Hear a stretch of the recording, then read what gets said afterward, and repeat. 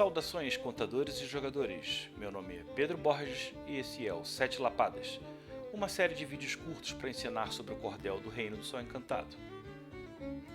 Para quem não sabe, o Cordel RPG é um jogo que entrará em financiamento coletivo pelo Catarse nos meses de junho e julho de 2021 e será produzido pela New Order Editora. Nesse episódio, presto minha homenagem à literatura de cordel, à xilogravura e o repente, cujas linguagens peculiares são exploradas nessa obra lúdica. O cordel surgiu na região do Pays d'Oc, na parte da França voltada para o Mediterrâneo, por volta do século XVI, quando o Renascimento popularizou a impressão de relatos orais. Esse fenômeno cultural se estendeu a Portugal e depois ao nosso Nordeste, mas vale notar que há uma incongruência no uso do nome cordel aqui. No Brasil, do começo do século XX, os cordéis eram chamados de folhetos.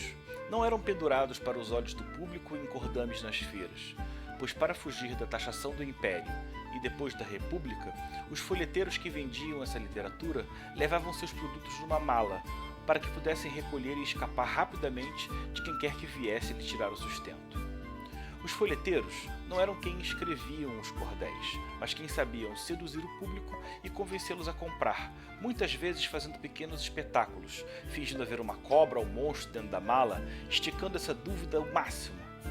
Ao tirar o folheto da mala, ele começava a ler em voz alta, parando no momento de maior tensão e convidando as pessoas a comprar o cordel para saber como a história terminava. Na segunda metade do século XIX, os folhetos escritos e publicados no Nordeste passaram a adquirir características próprias, falando do seu cotidiano, de suas lendas e aventuras, com frequência histórias em que a esperteza falava mais alto no final. Antes de Lampião, havia um outro cangaceiro ilustre, Antônio Silvino, também transformado em herói romântico por cordelistas como Leandro Gomes de Barros, que o pintavam com as palavras tal qual um cavaleiro carolíngio. O hábito de ser lido em voz alta se provou estimulante à leitura e essencial na luta contra o analfabetismo. Além de divertidos, os cordéis nos servem lições de determinação com certa dose de crítica social, que não pode ser negligenciada em uma cultura como a nossa. A xilogravura é uma técnica de gravação de tinta no papel por meio de uma matriz feita na madeira, parecida com um carimbo. É mais ou menos isso que você está imaginando. Um cara precisa moldar o desenho talhando os contornos de uma superfície para depois mergulhar numa tinta, aplicar no lugar que deseja marcar no papel e usar uma prensa para distribuir essa tinta de maneira equilibrada. Provavelmente originária da China, que utiliza a xilogravura desde o século VI, foi trazida pelos portugueses junto à literatura de cordel, um resquício medieval da cultura portuguesa transplantada para o Brasil. Foi pelo cordel que herdamos o sebastianismo, o mito de que um rei irá ressuscitar para salvar a todos, o que levou à criação do romance da Pedra do Reino e o Príncipe do Sangue do Vai e Volta, por Ariano Suassuna. O repente, ou cantoria, ou trova, dependendo do campo do país, é a poesia recitada de improviso por dois cantadores alternadamente. As letras vinham assim, de repente. Também possui métricas próprias, como o gabinete, o martelo agalopado, o galope à beira-mar.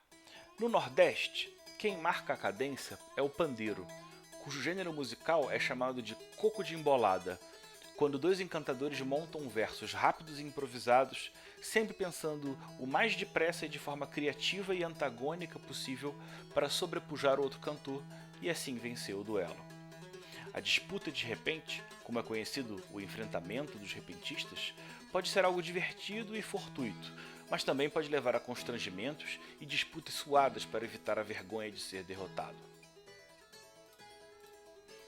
Bem, tudo muito bom, tudo muito bem, mas por que eu estou contando isso só para um jogo de RPG? Em primeiro lugar, pelo respeito às nossas raízes, e também como forma de homenageá-las da melhor maneira possível. Em segundo lugar, porque é de lá que a gente pode tirar todo um inconsciente coletivo, uma série de histórias e aventuras. A gente entra em contato num denominador comum que quase sempre está envolvido a um sentimento de emoção e de admiração pelo Nordeste. A poética do cordel tem exigências. A quantidade de versos usadas a cada estrofe é a mesma em cada obra. Esse número dá nome ao estilo poético.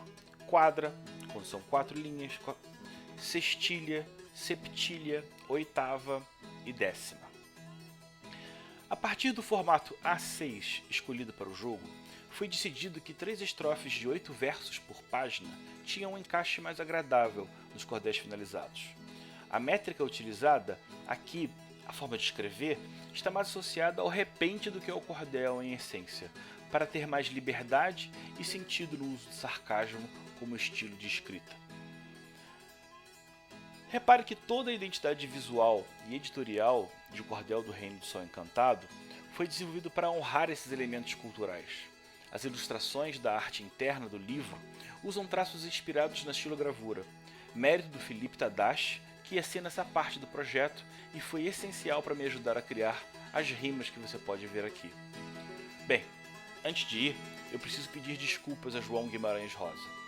No outro Lapadas, eu disse que sua obra-prima não tinha parágrafos, quando quis dizer que não tinha capítulos num texto corrido único, do início ao fim, com parágrafos.